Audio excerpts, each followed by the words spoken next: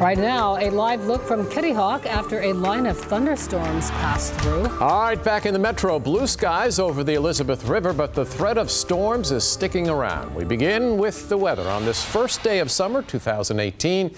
Good evening, I'm David Allen. And I'm Regina Mobley. We're monitoring for the potential of thunderstorms this evening. Right now in the metro, live radar is sweeping clear, and a live look from town center to city center shows plenty of blue skies. But how long will all of this last? Let's get things started with Chief Meteorologist Jeff Lawson. Well, in a lot of spots, we're going to go another few hours at least without getting much in the way of precipitation. But we've seen a number of small areas pop up. The one big storm cell that we had down in North Carolina that's still down there, just not quite severe like it was, basically stretches from southern Camden County back down through southern Currituck County, back down to areas of the Outer Banks from around Southern Shore southward. That's where we had that warning. It was in effect until 6 o'clock. They canceled it a few minutes early as the storm had weakened ever so slightly, but you can see still some pretty significant rainfall right down there, a little bit south there of Kill Devil Hills. Southern Shores back over to Powell's Point, not as strong a part of the storm, but still pretty heavy rainfall. This is just up and through about 10 minutes ago. 3/4 of an inch of rain in a pretty short period of time. 2.1 up there near Corova, and then you go offshore. Luckily, it stayed the heaviest part offshore, 3.3 inches. Southern Shores about 0.9. So really heavy rain with some of these. This one's moving down here around Relay Road, heading toward the Coast Guard station past there and down toward the northwest area of the southern Chesapeake. You can see out to the west a little bit more in the way of some more significant activity. Our rain chances go up significantly later this evening and overnight. Right now, again, it's pretty isolated, but again, through the evening, things will start to change, and then we're talking about temperatures that get sort of up and down trend here for a little bit of a short period of time. We'll talk about that coming up. All right, thanks, Jeff. Right now, anger and a demand for justice in Hampton Roads. This cannot be our legacy. This cannot be our story here. Within the past hour, protests started outside Congressman Scott Taylor's office in Town Center. They want the Republican to take action and help 2,300 children pulled from their families at the border. 13 News Now reporter Chanu Hur is live at that protest at Town Center tonight. And Chanu, the congressman is already responding. Well, that's right, David and Regina. We reached out to the congressman earlier today, and he did respond to us in a statement. But right now, I am at that protest in Town Center, and it's wrapping up, but people are still out here just still talking about this issue more in depth and sharing with each other exactly how they feel about it. Some still have their signs up like this, but others expressing themselves differently, writing in chalk on the sidewalk and on the walls here, different phrases and some names of children who are in their lives. Now, ultimately, what they want is for their lawmakers to hear them. Pictures and videos have sparked outrage around the country. Children of undocumented immigrants in cages separated from their parents. I have a 4-year-old myself. The images were disturbing to Jermaine Wright, which is why he joined a protest today in Virginia Beach Town Center, hoping to get Congressman Scott Taylor's attention. We just have to let him know that he doesn't need to stand for what's going on right now at all. Congressman Scott Taylor has come out in support of what's happening there.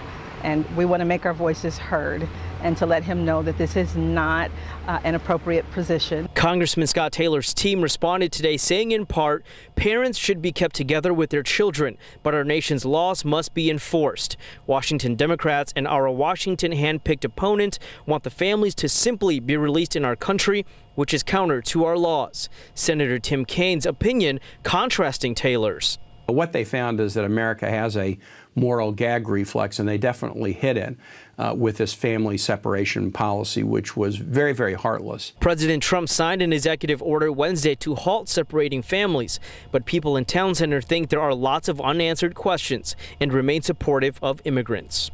Whether they're illegal or legal, America's supposed to be home of a melting pot, and we're not showing that right now.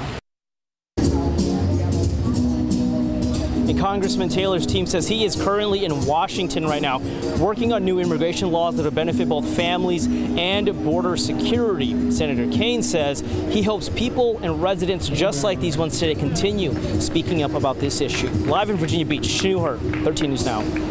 New numbers show an overwhelming majority of Americans are against the Trump administration's zero-tolerance policy. A Quinnipiac University poll finds 66% of American voters disapprove of it. Less than 30% approve. A CNN survey reveals similar findings, with 2/3 of Americans disapproving. The search continues for a missing Virginia Beach woman. Denise Martin has not been seen since Tuesday morning. Her friends tell us the 22-year-old just moved back home after graduating from Longwood University. Martin was last seen in the Red Mill area of Virginia Beach. We are told her car, her phone, her ID, and her debit cards were left behind. If you see Denise or if you know where she is, call police right away. Another day of dramatic testimony in the murder trial of Joseph Merlino. He is accused of using cyanide to kill his ex on Valentine's Day. Today we learned forensic scientists found damaging evidence on Merlino's computer, including in the search history. 13 News Now reporter Allie Weatherton just stepped out of the courtroom. Prosecutors called today's witnesses the heart of their case. We heard from a computer forensic examiner who testified he reviewed the hard drive on what's believed to be Merlino's device. On it, the examiner says Google searches asking, what if cyanide gets in the bloodstream, and how many milligrams of cyanide will kill you? Another key witness is Jeannie Anderson with the FBI. She decodes encrypted messages.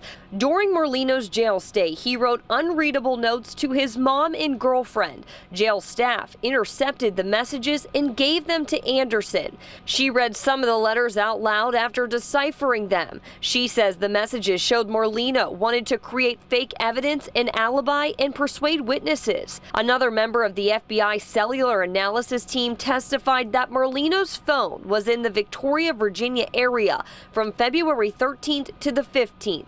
He says someone used the phone on the 13th, but it wasn't used again for 22 hours after that.